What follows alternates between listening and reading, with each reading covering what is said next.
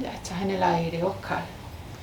Pues muy bien, mi nombre es Oscar Moreno, soy chileno, pero vivo en Estados Unidos en eh, unos 35 años ya, casi. Este, em, Vivo más o menos con la cabeza en tres lugares diferentes, ¿no? Mi original Chile, porque mi familia está ahí, mis hermanos, mi madre, mi padre lamentablemente ya no está. Eh, España, que es el país de mi mujer, y este país donde trabajo, vivo y trabajo por muchos años, y mis hijos también, nuestros hijos nacieron y se criaron aquí. Pues en ese contexto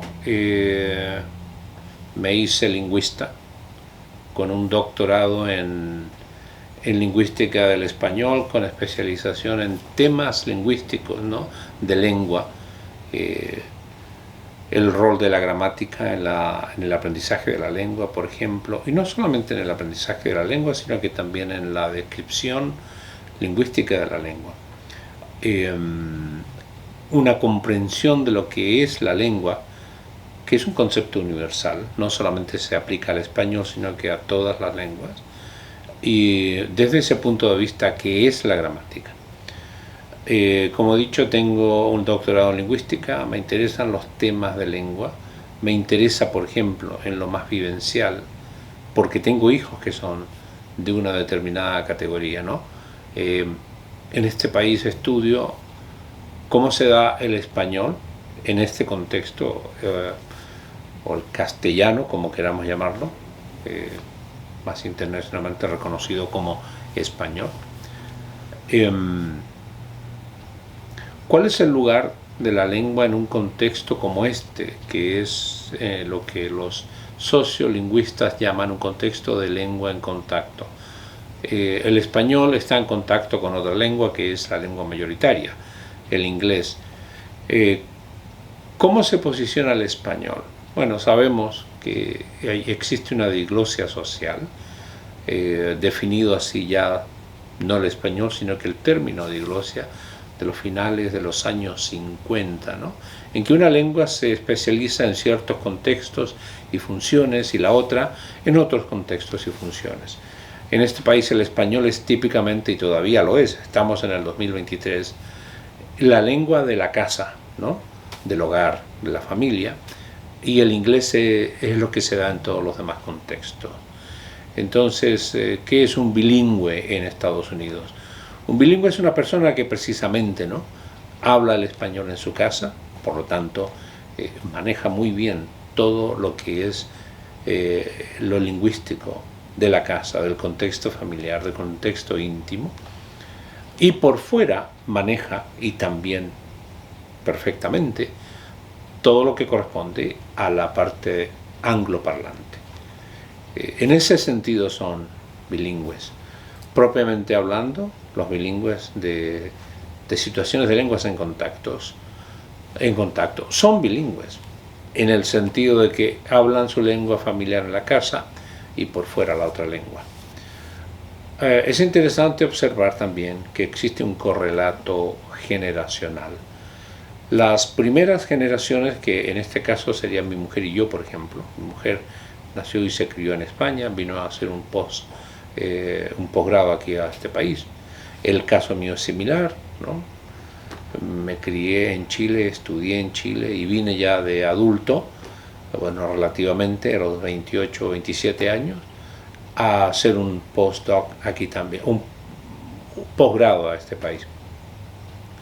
Somos la primera generación y obviamente nuestro manejo del español es el adecuado, en el sentido de que se compara al español que hablan nuestros coterráneos en nuestros países, los que se quedaron ahí, ¿no?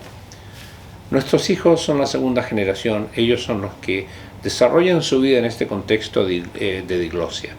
Entonces mis hijos han aprendido el español en su casa, con nosotros a veces hablan como españoles, a veces hablan como chilenos, a veces hablan una mezcla de las dos cosas a la usanza de este país, por diversas razones que ya han sido plenamente o si no plenamente, bastante estudiadas, ¿no? Pero ese es el contexto lingüístico. A mí me atrae mucho en lo personal, porque después, y en algún futuro pronto espero, habrá en mi contexto familiar una tercera generación. Esa tercera generación es la que, como se ha visto en muchos estudios y en muchos campos, no solamente lo que afecta, en este caso al español, esa tercera generación pierde la cultura que heredan de sus generaciones anteriores. En este caso la lengua española. En este país, en Estados Unidos, se pierde con la tercera generación. Por eso yo con frecuencia comento cuando trato estos temas en clase que no debería existir preocupación porque este país termine hablando en español. Hay gente que se asusta y en el miedo existen reacciones poco adecuadas. Existe, por ejemplo, en este país un movimiento que se llama US English o English Only, y lo que intentan hacer es precisamente, ¿no?, evitar que otras lenguas tomen roles protagónicos en este contexto, porque aquí, siendo América, siendo Estados Unidos o América, como dicen ellos, pues se hable inglés, no otras lenguas, especialmente el español. La verdad es que no hay razón para tener miedo de que el inglés pueda ser suplantado por el español o por cualquier otra lengua de herencia, como la llamamos, ¿no?, en el campo. Existe este debate si el español, o en este país, y a veces hay declaraciones muy rimbombantes, ¿no?, de que sí, este país va a terminar hablando español. Yo lo dudo por los procesos sociolingüísticos ya estudiados en otros contextos y aquí mismo. Las terceras generaciones, es solo hecho de, ¿no?, esperar las terceras generaciones y no va a ocurrir. Va a seguir siendo la lengua mayoritaria la que sigan hablando nuestras generaciones venideras. Dicho eso, uno se sienta y se plantea la pregunta de: ¿existe valor en insistir en que nuestros hijos aprendan y usen la lengua española? ¿No?, con un signo de interrogación a veces muy grande. Y sin duda sí lo existe. Y en muchas ocasiones nos preguntan cómo definimos la situación. Podemos entrar en tal vez más de alguna explicación académica, pero la explicación académica ni para los estudiantes ni para nuestros propios hijos es suficiente. No llega a esclarecer el problema. Para mí tiene una explicación más práctica, más de todos los días, de a diario. ¿Por qué es importante que nuestras nuevas generaciones aprendan la lengua española, la estudien en el contexto formal? Porque es lo que no tienen. Las lenguas y lo sabe cualquier lingüista, o si no, un lingüista más moderno, las lenguas se adquieren, no se aprenden. Una distinción ya tal vez clásica, ¿no?, en la enseñanza de lenguas, entre lo que es adquisición de lengua y lo que es aprendizaje de lengua. La adquisición de lengua es un proceso más natural. Es lo que ponemos en práctica del momento en que nacemos, ¿no? Y todo el mundo, a través de todo este planeta, llega a dominar una lengua a través de un proceso de adquisición. La absorbe de su contexto, la absorbe por la exposición diaria, constante, regular, frecuente a un cierto input, que es la lengua hablada dentro de su contexto, dentro de su comunidad de habla. Lo aprendido es lo poco natural, ¿no? Aprender como tal, un proceso consciente, altamente monitoreado, ¿no? Hacemos un esfuerzo, démonos cuenta que no todo el mundo es un buen estudiante y hay una razón para ello. Sin embargo, todo el mundo llega a dominar una lengua, a pesar de lo que digan algunos profesores de lengua, hablan muy mal. Nadie habla mal, y dentro de lo lingüístico y como lingüista puedo decir, solo se debe cumplir con el requisito de comunicar, es decir, ¿no?, transmitir un mensaje y que nuestro receptor logre captar lo que estamos intentando comunicar. Ahora, dicho eso, también hay que reconocer que hay distintos grados, ¿no?, de establecer esa comunicación, porque sobre esa comunicación hay planos pragmáticos y hay maneras y maneras, lo que explica la variación lingüística, maneras y maneras de decir las cosas. En ese contexto, vienen mis estudiantes a mi oficina, golpean la puerta muy formalmente, se asoman por la puerta y lo primero que me dicen es, para llamar mi atención, doctor Moreno, que se acostumbra aquí, en nuestros países por lo general es profesor, ¿no? Bueno, aquí es doctor Moreno, pero después de lo de doctor Moreno, que hasta ese punto son muy formales, me dicen cosas como, ¿puedo hablar contigo sobre el quiz que me diste? Porque me pusiste una F. Ese doctor Moreno que estaba puesto, ¿no?, por ese apelativo en un pedestal académico, se cae, colapsa y se estrella contra el suelo inmediatamente de sopetón. Quiero hablar contigo por el quiz que me diste. Del ustedeo formal, ¿no?, del doctor, pasamos inmediatamente al tú. ¿Cuál es el problema con eso? El problema es que nuestros hablantes, nuestras segundas generaciones, nuestras terceras generaciones no están conscientes de ese problema. Para ellos ese problema por lo general no existe.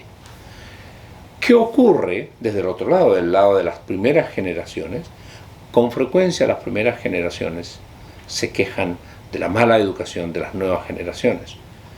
En este caso y en este ejemplo en particular no es un problema de mala educación, es un problema de simplemente comunicación lograda parcialmente, porque obviamente ese segunda generación o tercera generación está intentando comunicarse, pero no lo ha hecho en el mejor tono, no se ha adaptado sociolingüísticamente a la situación de hablar con el profesor, ¿no?, en un modo, en un tono en que lo haría el hablante nativo, el que se quedó, el que vive en su país, donde el español es la lengua de uso frecuente, ¿no?, y oficial, aunque no es, el español en realidad no es lengua oficial en muchos países, no es por ley la lengua oficial, pero es la lengua de uso frecuente. Eso pone en desventaja a nuestros hispanos en este país, problema que yo me planteé en algún momento de manera personal, no solamente académica ni profesional, sino que además personalmente, porque mis hijos crecieron, ¿no?, en algún momento, y obviamente el español para ellos es lo que en inglés se llama un asset, es decir, una ventaja que podían explotar económicamente, buscarse un trabajo para enseñar, no para enseñar, digo, para hacer negocios en el español. Sus padres, con toda una cadena, ¿no?, de conocidos y de amigos profesionales, de buenas entradas económicas, muchos de ellos, obviamente era un grupo de clientes potenciales muy atractivo. Mi hijo, que siempre ha querido estar metido en los negocios, quiso hacer negocios con ellos. Y lo primero que dice después de sus primeras entrevistas en español: papá, no vuelvo a hacer negocio con esta gente. Es imposible sentir que me conecto con ellos cuando converso. No me pasa lo mismo que me pasa cuando lo hago en inglés. Entonces se me ocurre decirle, a ver, vamos a ver cómo lo haces, ¿ok? Vamos a hacer una dramatización. Le digo yo soy tu cliente potencial. Vienes, te acercas y preséntate.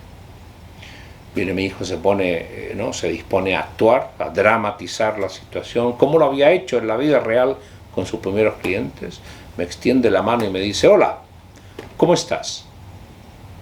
Yo le digo, muchas gracias, hasta luego, hasta aquí llegó nuestra conversación. Me levanté y me fui. Es en ese momento mi hijo me dice, papá, ¿eso es lo que pasa? ¿Eso es lo que pasa? Y yo le digo, bueno, lo que pasa es que está siendo muy informal. Está siendo muy informal sobre las reglas, no de interacción primera ante desconocidos, y especialmente en un ambiente de negocio que pueda seguir un hablante nativo, ¿no? Y mi hijo se quedó en un momento de reflexión, como que en ese momento sintió el golpe, entendiendo qué golpe era.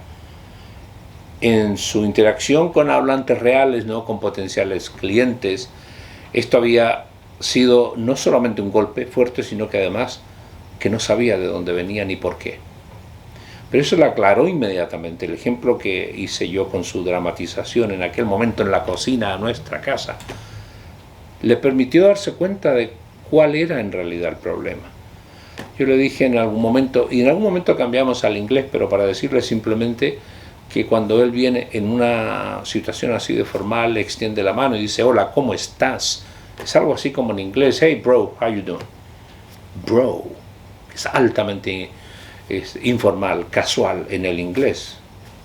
Y ahí mi hijo hace, wow, wow, wow. No quise decir eso. Exactamente, está ahí el problema. No quisiste decirlo, no quisiste tener ese impacto que harías en inglés, ¿no? Que tendrías en inglés si le dijeras a, qué sé yo, a tu profesor en la universidad, en ese momento él estaba en la universidad, hey bro. No, no se podía. De ahí para adelante uno se da cuenta que ¿quién se encuentra la necesidad de realizar sus negocios en español en este país? Y la respuesta es muy clara, aquellos que no hablan inglés. Y los mismos hispanos, o latinos, como queramos llamarlos, conducen todos sus negocios, ¿no? Hacen sus negocios en inglés. Apenas lo aprenden, cambian al inglés. Porque la mayoría de sus clientes, en muchos casos, ¿no? O extienden su cartera de clientes a los que hablan inglés. Es lo que se acostumbra, ¿no? Lo normal, ya dije, hablé de la diglosia social en que el español se guarda para los amigos íntimos, para la casa, y el inglés es por fuera. El español en la casa con los amigos, el inglés es por fuera en todos los demás contextos.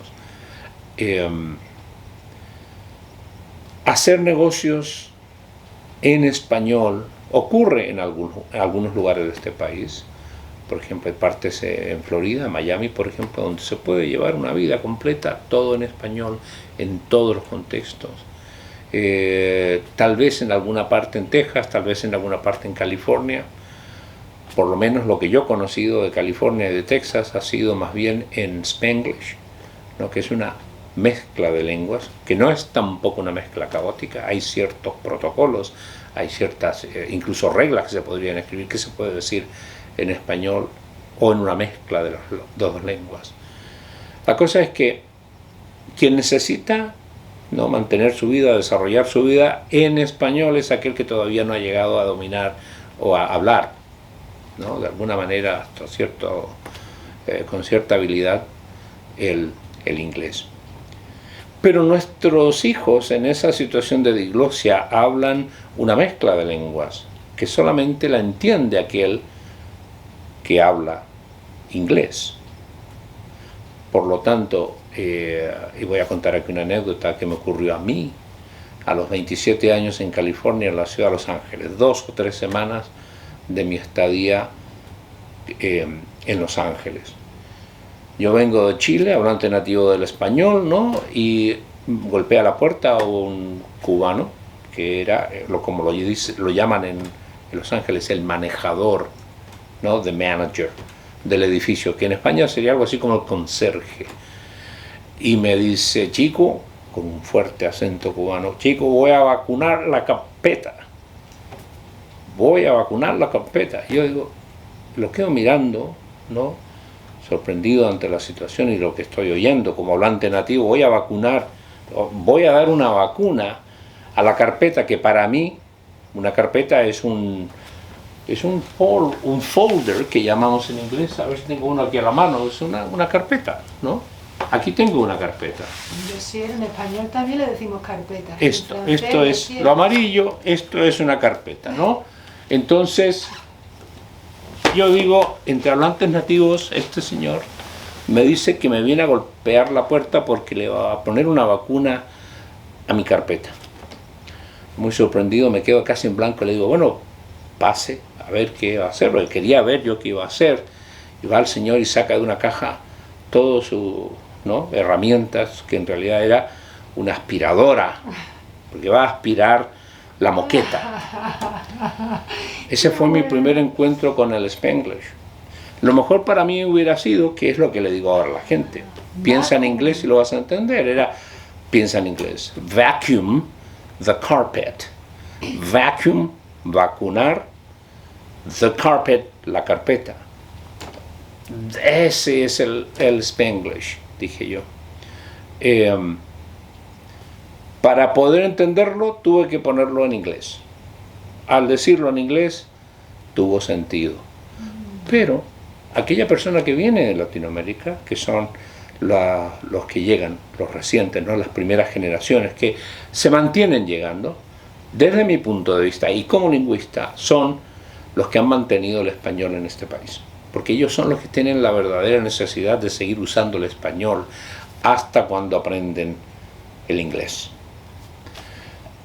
Pero generalmente esas primeras generaciones lo siguen usando de por vida. Cada vez que hay una instancia, encontramos a otro hablante nativo, hablamos en español, porque bueno, es nuestra identidad, es parte de nuestra cultura, parte de nuestra identidad, aunque tengo que hacer una pequeña recapitulación del concepto de identidad, porque yo fui a España la primera vez el año 91 y tengo que reconocer, y espero que a raíz de esta presentación no me lleguen ciertas reacciones, pero fue traumática mi primera visita a España.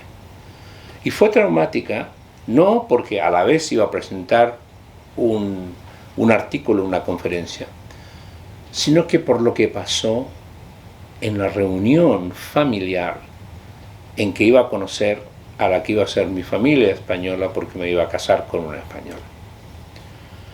Situaciones que hoy en día disfruto al máximo, es parte de mi identidad ahora.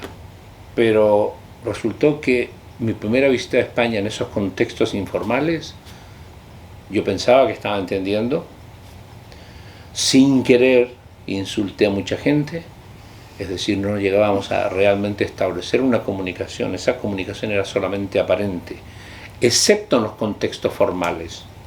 En los contextos formales no había ninguna duda, aunque en una oportunidad, no me acuerdo si era saliendo de esa misma primera conferencia que di un paper, no, un artículo que presenté en una conferencia, fue que una persona al salir, parece que les gustó mi presentación, o sea, varias personas se vinieron a hablar conmigo y se me ocurrió a mí invitar a todo el mundo a un café, ¿no? A la cafetería que estaba ahí cruzando el pasillo. Y dije, vamos por un café. Y una de las personas que había estado presente me mira y me dice, qué interesante como lo dices, pero no se dice así, está mal dicho. Yo dije, ¿en serio? Ya oliendo lo que me iba a decir al comentario, me dice, no, se dice vamos a por un café.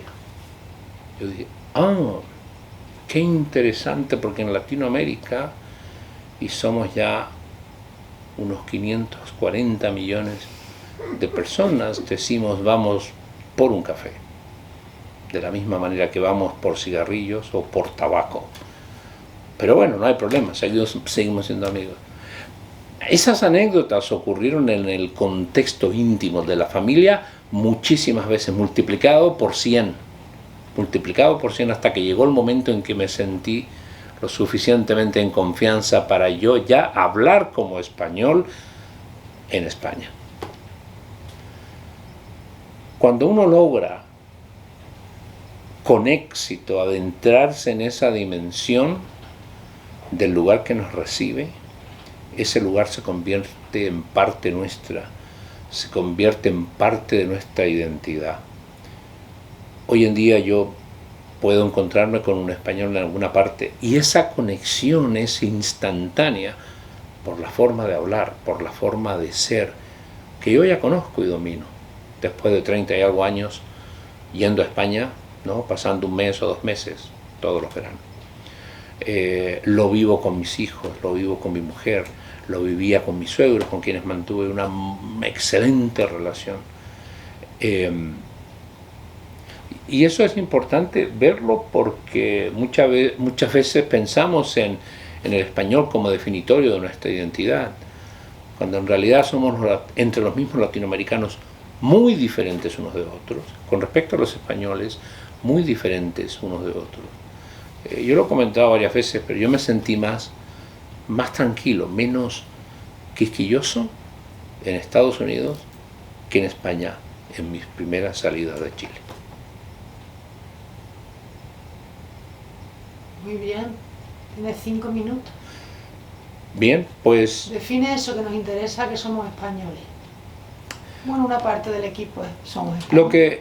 lo que tenemos en común es una lengua y muchos componentes culturales, práctica cultural, incluso folclórica por detrás, pero no es que simplemente la lengua, como lengua española, nos defina como hispanos o como latinoamericanos o iberoamericanos. En muchas ocasiones nos dicen, tú dices latinoamericano, pero yo voy a decir iberoamericano o voy a decir hispanoamericano. Fine, bien, yo no tengo ningún problema con eso. No es tan importante para mí eso que dicen en inglés, lo que dicen en inglés, what's in a name, ¿no? ¿Qué lleva que te den un nombre? Bueno, lleva parte de identidad, ¿no? Pero la lengua no nos define como tal, es aquellos aspectos culturales que tenemos que descubrir después de atravesar ciertos filtros, ¿no? Son filtros que yo atravesé en España en mi primera visita. Me tardé un par de años, por lo menos 2 o 3 años, en sentirme con la confianza suficiente de poder hablar, por ejemplo, con mis suegros. En Chile por lo general no tuteamos a los suegros, pero en España sí.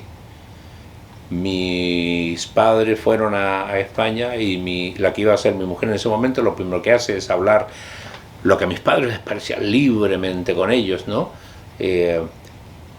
Como tú y tú, punto, nada más. Para mí eso, a mí me costó desarrollar ese tipo de relación con mis suegros. Pasaron después muchísimos años, décadas, y nunca me encontré mejor en una situación de mayor confianza pudiendo tener esa relación así abierta con mi suegro. O sea, a veces es un cliché cultural esto de que la lengua española nos define y nos une. Nos une porque los contextos formales sí nos comunicamos. Eso es lo que me pasó y me pasa cuando voy a España a presentar una conferencia, que nadie me cuestiona mi español, a pesar del acento, ¿no?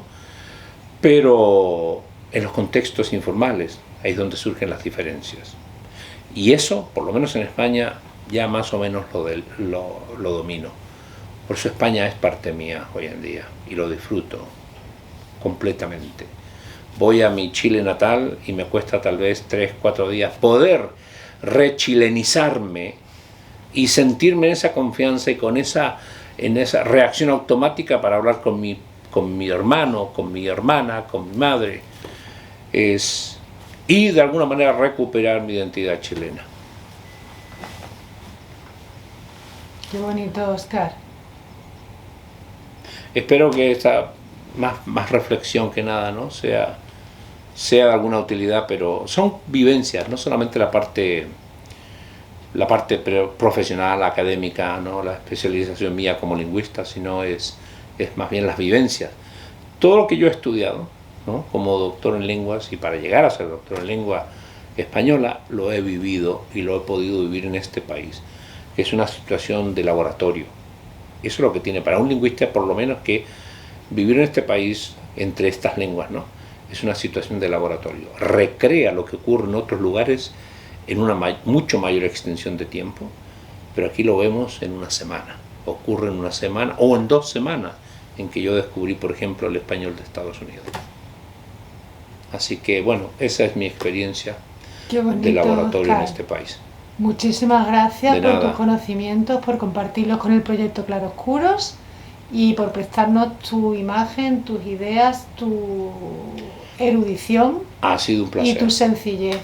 Ha sido un placer. Muchísimas gracias. ¡Viva Chile! Y España.